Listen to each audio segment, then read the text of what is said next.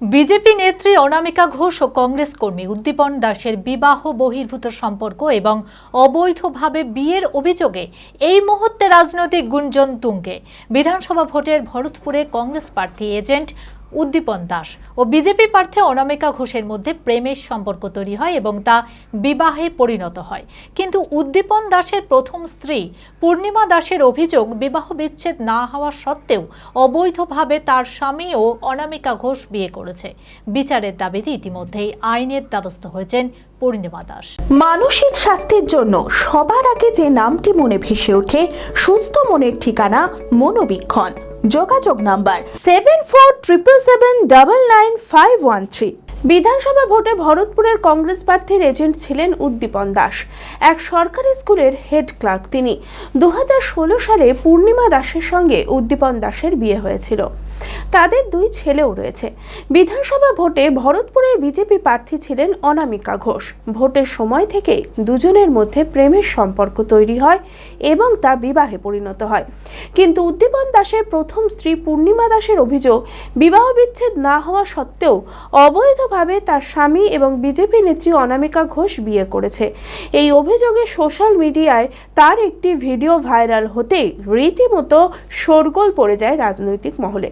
পূর্ণিমা দাসের অভিযোগ, প্রায় 7 বছর ধরে একাধিক মহিলার সঙ্গে বিবাহ বহির্ভূত সম্পর্ক ছিল উদ্দীপনের।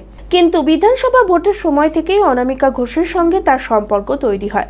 রাজনৈতিক ক্ষমতা দেখিয়ে একাধিকবার বিবাহ বিচ্ছেদ দেওয়ার হুমকি দেওয়া হয়। গত 3 মাস থেকে দুই ছেলেকে নিয়ে বাপের বাড়িতেই রয়েছেন তিনি। বিচারের দাবিতে ইতিমধ্যেই আইনের দ্বারস্থ হয়েছেন পূর্ণিমা দাস। আদালতে মামলাও চলছে। আমি তো একটু আধটু জানতে বুঝতে পেরেছিলাম যে আমার হাজব্যান্ডে কোনো পরকীয়া করছে। আমি এটা অবগত ছিলাম, একবার না একাধিক অনেকজনের সাথে করতো। তখন আমি বেশ ঠিক আছে, দুটো ছেলের মুখটাকে আমি থেকে গেছি। আমি আজীবনকাল ওরকমই করে এসেছি। এই 10টা বছরের মধ্যে আমি 6-7টা বছর এরকমই সাফার করছি।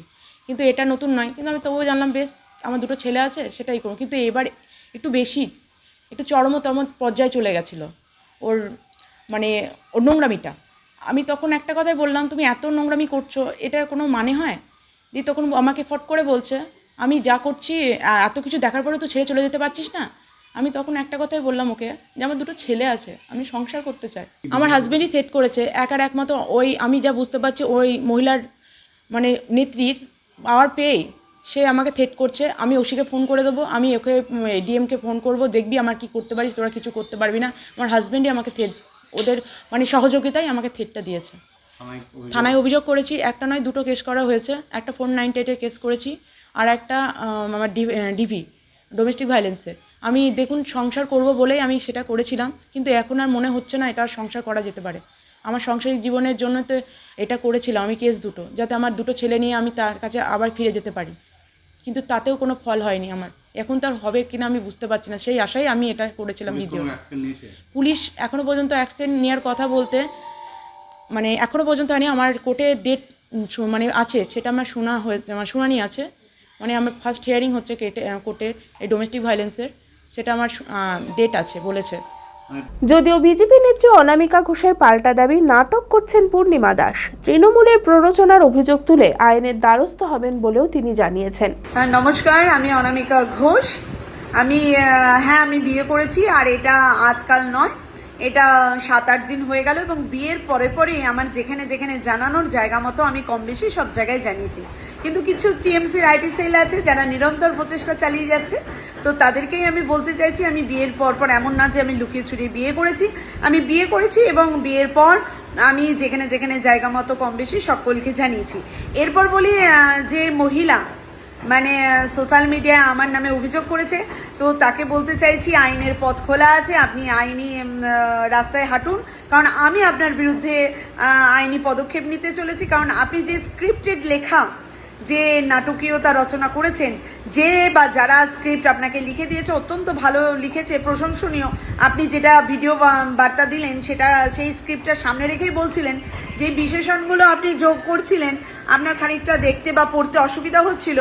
তো ঠিক আছে, আপনার বিরুদ্ধে আমি আইনত স্টেপ নিচ্ছি এবং আপনিও আপনার মতো আইনত স্টেপ নিন যে অভিযোগ আপনি করছেন। বিধানসভা ভোটে ভরতপুরের কংগ্রেস প্রার্থী ছিলেন মোহাম্মদ আজাহার উদ্দিন। এই প্রসঙ্গে তিনি বলেন, উদ্দীপন দাসের সঙ্গে তার রাজনৈতিক সম্পর্ক ছিল, কিন্তু ব্যক্তিগত ব্যাপারে এই বিষয়ে কিছু জানা ছিল না। না না না আমি জানতাম না, এবং লাস্ট অফ অল আমি জেনেছি কিছুদিন আগে। তারপর ওনার মিসেসের সঙ্গে আমার কথা হয়, ওনার মিসেস আমাকে বলে। যাই হোক, আমি উদ্দীপন দাসকে বলি, তারও সন্তান আছে, তাদের একটা ফ্যামিলি ম্যাটার, আমি ব্যাপারে ঢুকতে চাই না, যদিও ওগুলো ঠিক না, তো আমি ব্যাপারটা ঢুকতে চাই। তাদের ব্যক্তিগত মতামত, পছন্দ অপছন্দ, এর উপরে আমি বলবো না। Manmohini health care, quality care with personal touch. মুর্শিদাবাদের সর্ববৃহৎ নার্সিং হোম এখন আরও বড়, আরও উন্নত পরিষেবা ও পরিকাঠামো নিয়ে নবরূপে আপনাদের সেবায় নিয়োজিত। Cardiology with cath lab, brain ও spine neurosurgery, specialised trauma unit. মুর্শিদাবাদে প্রথম ও একমাত্র রোবোটিক নি রিপ্লেসমেন্ট এখন মনমোহিনী হেলথ কেয়ারে।